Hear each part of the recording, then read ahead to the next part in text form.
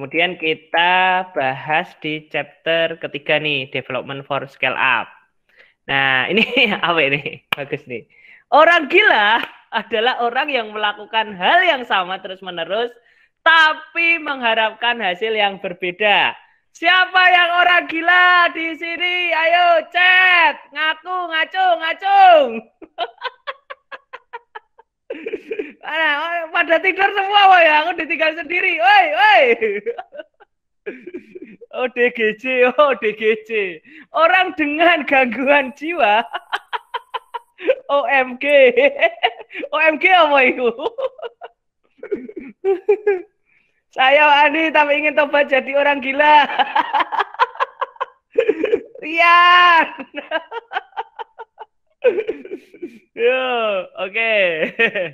Ini bagus banget ya.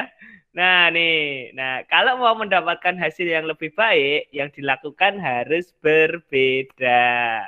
Nah, ini bagus banget.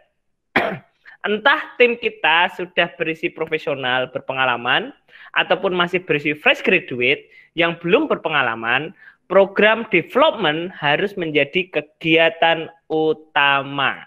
Itu ya, harus jadi kegiatan utama. Nah, setiap orang harus berkembang, tim harus terbangun.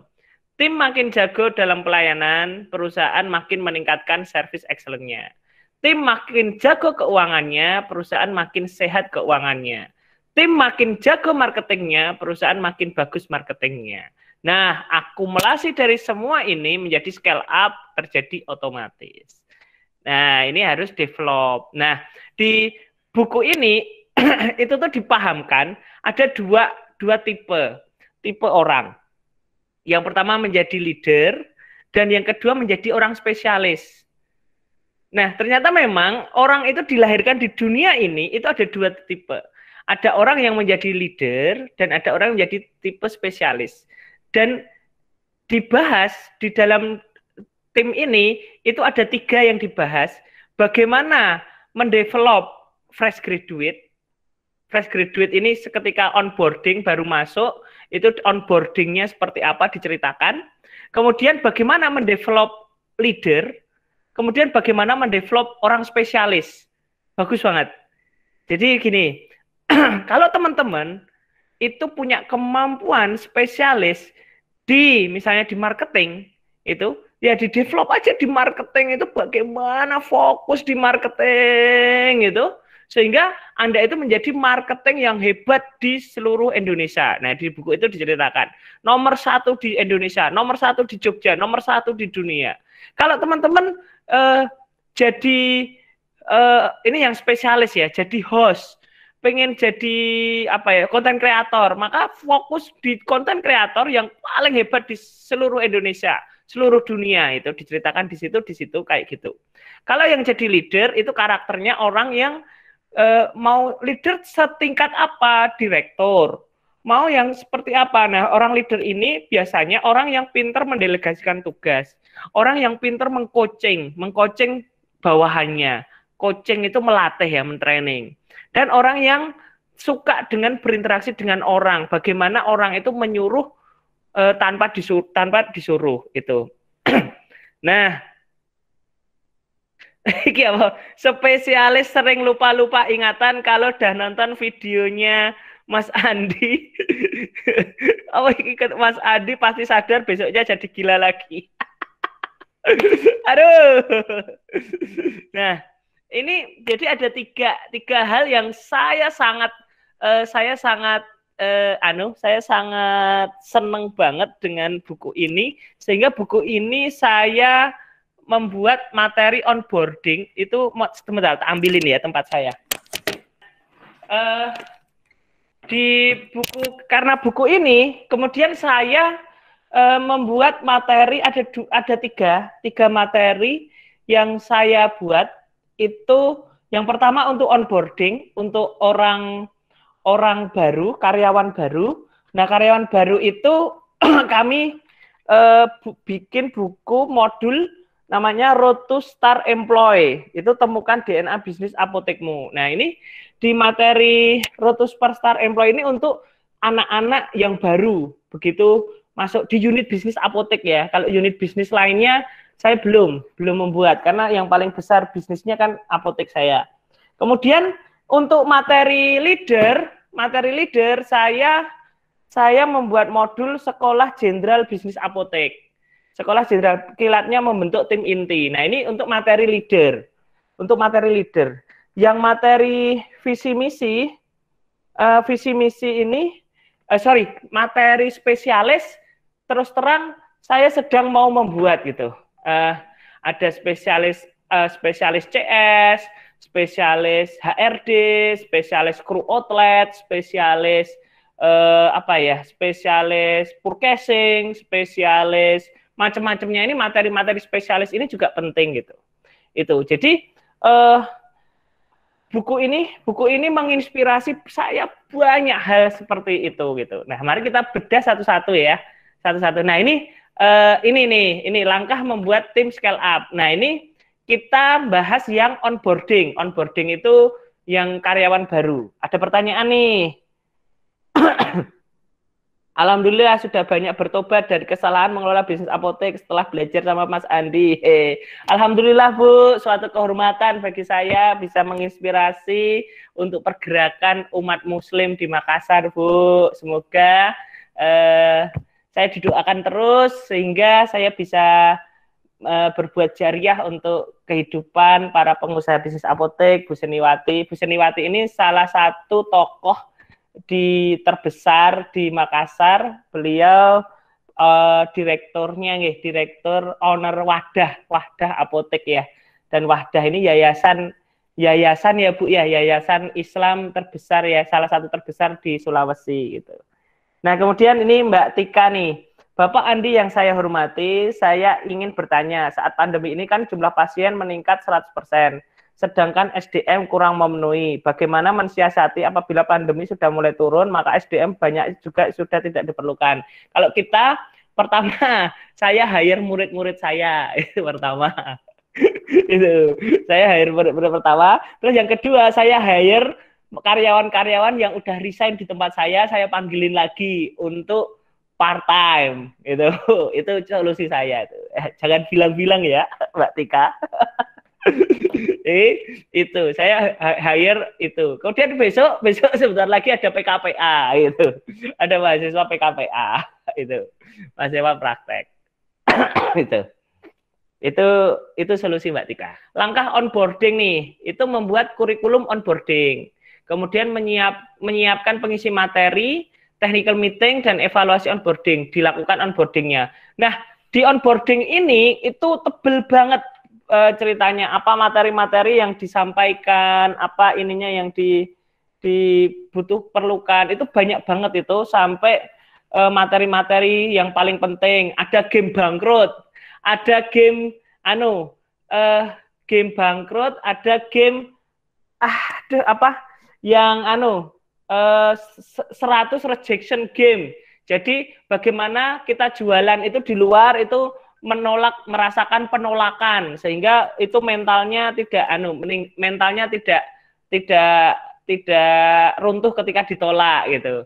Kemudian langkah kedua membuat kurikulum training, langkah ketiga menyelenggarakan training, evaluasi perbaikan. Ini untuk onboarding. Nah, mini chapter nih, ini dibahas bagus banget chapternya. Ini mencetak pemimpin baru di perusahaan. Ini sebelum membahas ini ada pertanyaan lagi nih. Mbak Tika, dari Mbak Tika nih, masih Mbak Tika lagi nih. Apa ada syarat tertentu untuk mengajukan menerima mahasiswa PKPM magang D3 Farmasi Pak Andi? Oh, saya ditawarin, saya diminta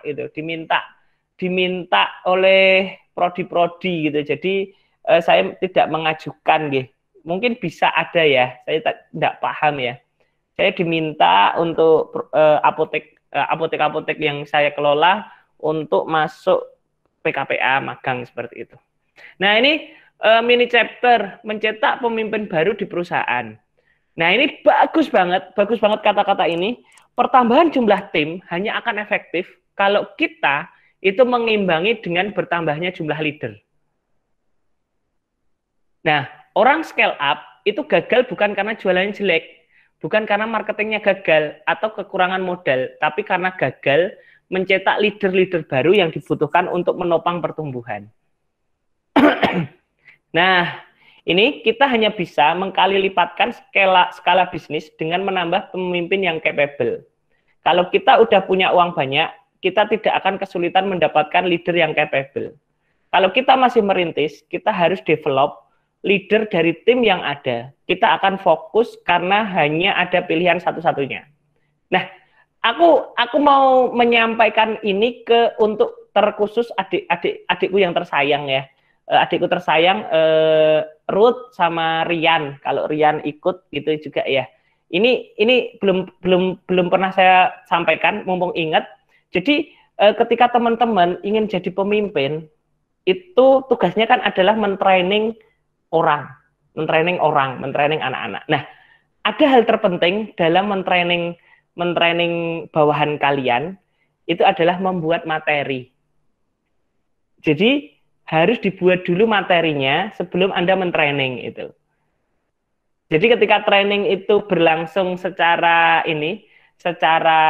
ilmiah, seperti Rian tuh training Nanang atau training kemarin training Nurul atau apa itu posisinya bagus, tapi itu namanya coaching tapi pada saat on the spot kerja. Nah, bagus lagi kalau didudukkan kemudian berdoa sehingga alam bawah sadarnya itu dia sesuai ingin belajar, niatannya belajar dan materi, kita harus persiapan materi gitu.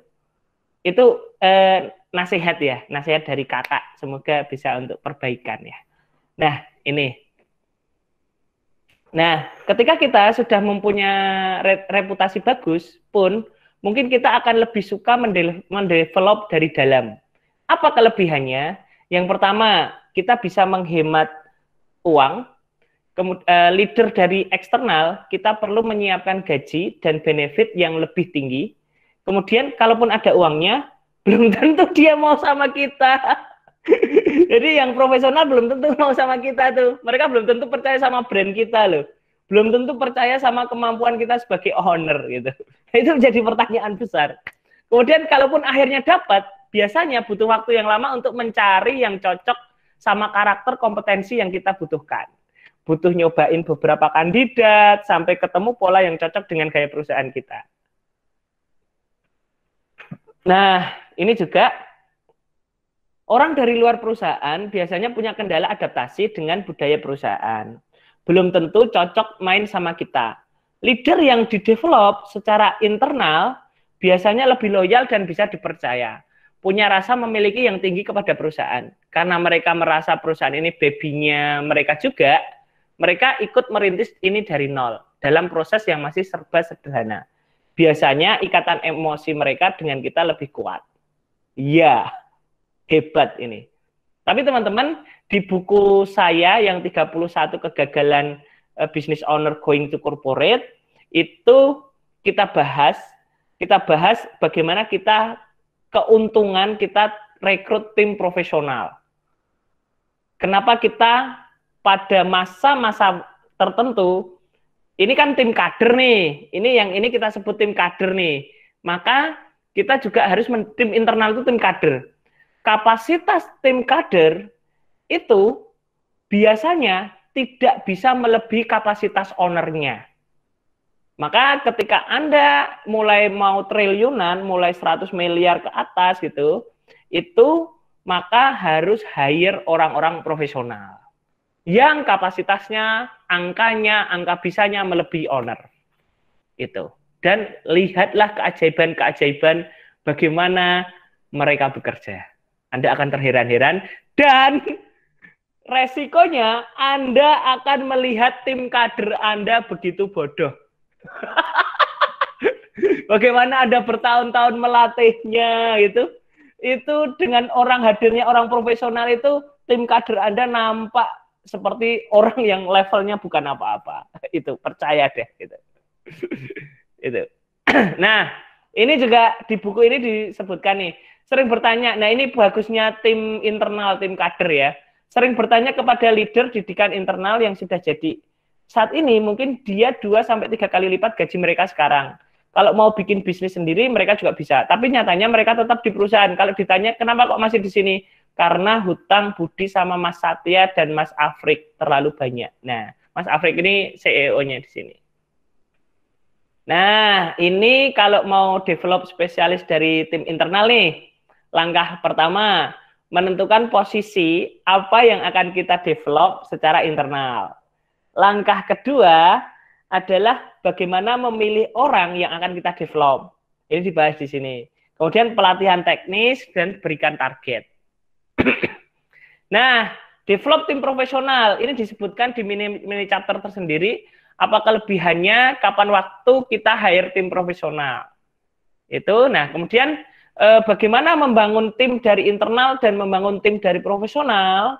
Ini dibahas di kapan waktunya merekrut tim profesional. Tadi kita jawab tuh, kalau omsetnya teman-teman udah sekian, teman-teman invest lah untuk tim gitu kan. Bagaimana cara melatih tim dari internal? Bagaimana cara melatih tim dari profesional? Bagaimana cara membangun tim dari profesional tuh? Cara memimpin tim profesional. Nah ini menarik ini dibahas di sini. Nah kemudian cara menggaji kru, menggaji leader, menggaji manajer keuangan, marketing, operation, HRD, kemudian training-training yang dilakukan untuk membangun super team. Ini juga dibahas di buku ini nih. Dibahas di buku ini di halaman, nah ini program-program bagus banget ini. Program-program yang kita lakukan, yang bisa kita lakukan ketika tim kita baik di internal dan bisnis di profesional itu sudah bekerja dengan bagus. Ini program-program yang invest. Pertama, mendevelop leader baru.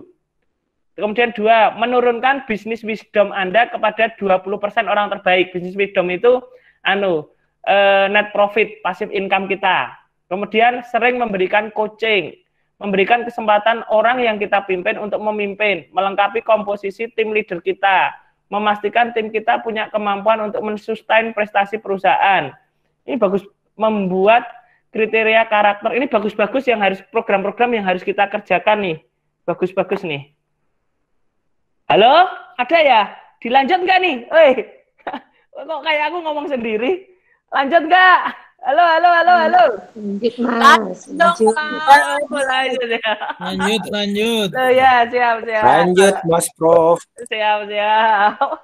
Lanjut, Pak. Kirain aku ngomong sendiri. Lanjut. Aku baca. Lanjut. Siap. Nyimak, Pak. Siap. Aku bacain ini ya, ini temanya level 4 people develop. Gimana sih nulisnya? People development. Nah, people development. Nah, ini ada tugas dari kita sebagai pemimpin, sebagai leader ketika untuk mengembangkan perusahaan kita. Itu yang pertama, itu program yang bisa kita lakukan. Itu ketika kita pemimpin yang ingin hebat, itu harus pertama mendevelop leader baru. Kemudian menurunkan bisnis wisdom kepada 20% orang terbaik. Sering memberikan coaching, memberikan kesempatan orang yang kita pimpin untuk memimpin. Kemudian melengkapi komposisi tim leader kita. Memastikan tim kita punya kemampuan untuk mensustain prestasi perusahaan. Membuat kriteria karakter dan skill untuk core tim Anda. Misal, mau belajar, punya standar tinggi untuk hasil pekerjaan sendiri, berpikir positif, proaktif mengusulkan solusi, menguasai bidang kerjanya, mengenali potensi tim kita, siapa saja yang masuk kriteria. 9, memberikan frame berpikir yang benar kepada core tim inti. Ini bagus banget. Frame berpikir tim inti itu harus sama dengan kita, seperti target, kemudian struktur organisasinya seperti apa, kemudian manpower-nya seperti apa, kemudian struktur gajinya seperti apa. Itu penting banget untuk tim inti kita, sehingga nanti tidak meleset. Akan saya bahas di video eksklusif itu tentang frame berpikir. Nah, kemudian membagikan tugas dan target kepada tim, mendelegasikan wewenang, membuat daftar if then untuk posisi-posisi krusial. Nah, if then ini pola pikirnya bagus banget. Jika Anda Jika kamu seperti ini, maka seperti ini. Jika ini seperti ini. If then ini penting banget. Di dalam buku ini ada contoh-contoh. Kalau ini maka ini, kalau ini maka ini, kalau ini maka ini bagus banget ini. Ini bagus banget. Kemudian menonton video dan membaca buku tentang teknik coaching. Nah, teknik coaching akan ada yang bahas dan paling enak itu ini. Pertama, semua teknik coaching itu dasarnya 4 ini mungkin ya, bisa jadi ya. Kalau saya menggunakan 4 ini dalam melatih tim-tim saya. Yang pertama adalah gue melakukan, lo ngelihat. Oke, gue melakukan, lo lihat. Misalnya aku mimpin rapat, lo lihat dulu tuh gimana cara mimpinnya. Terus yang kedua adalah gue melakukan, dia membantu. Nah, dia membantu. Misalnya, yuk pimpin doa, kamu bantu pimpin doa. Terus kamu bantu notulen, bantu apa gitu. Terus yang ketiga, dia melakukan, aku membantu. Nah, dia memimpin, aku akan membantu tuh. Akan membantu apa yang dia pimpin, kita bantu support. Terus yang terakhir adalah dia melakukan, aku melihat. Bagus, keren gitu. Ini teknik coaching di mana aja, baik technical skill maupun pola pikir itu seperti itu. Itu penting banget. Nah, kemudian memonitoring hasil secara berkala, memberikan training, coaching, dan konseling. Nah, ini ada banyak rekrut profesional untuk menularkan kompetensi dari tim internal yang Anda punya. Nah, ini yang keren sekali dan sedang saya lakukan. Jadi kita rekrut orang profesional untuk ditandemkan dengan tim kita. Sehingga pengaruhnya itu bagus, tim kita belajar dengan orang-orang profesional ini gitu. Itu keren sekali. Jadi teman-teman hire orang profesional, satu, invest lah. Yang apoteknya udah untung itu invest lah 5 juta sampai 7 juta untuk hire orang profesional. Orang profesionalnya ini diberi frame berpikir, kemudian ditandemkan dengan tim inti kita biar belajar. Makanya Bu Julia tadi yang kelungkung tadi, Bu Julia Kusamba, apotek Kusamba ketika dia hire orang HRD itu saya Bu kalau belum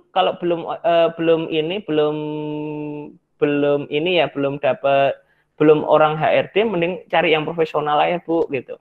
Karena ada dua hal yang bikin capek itu kita ngurusin itu adalah HRD sama operation. Operation itu cari orang yang profesional, yang kepala outlet atau manajer unit atau orang manajer operation yang juga pernah bekerja di seperti tempat kita dan pernah ngurusin operation.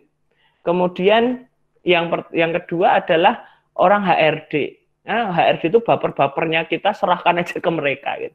Masalah SDM itu tidak akan pernah selesai kecuali bisnis teman-teman bangkrut. Gimana cara menyelesaikannya? Pindahkan masalah itu ke orang lain. Itu. Nah, di sini juga ada level cara memimpin. Di sini ada level cara memimpin. 5 level leadership. Bagus ini 5 level leadership. Level pertama itu posisi. Misalnya tertulis yang di job desk, saya direktur, atasannya ini. Nah, kalau mau naik level dari posisi ke level yang 2, ini ada yang harus dikerjakan nih. Harus dikerjakan. Terus level yang kedua, permission. Itu orang rela dipimpin. Itu kalau mau level kedua, naik level ketiga, itu harus ada yang kita kerjakan. Terus yang level ketiga nih, perform, prestasi, level prestasi pemimpin. Ya, makasih Mas, dibuatin teh. Jahe ternyata. Jeruk anget, makasih Mas. Nah, ini level perform, prestasi. Ini kalau mau naik level ke level people development, itu harus ada yang dikerjakan, harus ada syarat-syaratnya. Itu terus ada level personhood. Personhood itu apa ya? Lifetime of proven leadership. Ini level tertinggi kepemimpinan. Nah, ini ciri-cirinya ada apa? Jadi legenda hidup itu, terus kita ada apa? Ada syarat-syaratnya yang harus di ini gitu. Ini level ini bagus banget untuk kita pemimpin. Suatu waktu kita bahas ya, yang ini kita bahas secara khusus di bedah buku selanjutnya ya, teman-teman ya. Insya Allah kita komitmen ya 2 minggu sekali, insya Allah kita akan mengadakan bedah buku gitu. Entah buku apa aja yang bermanfaat untuk kepentingan teman-teman.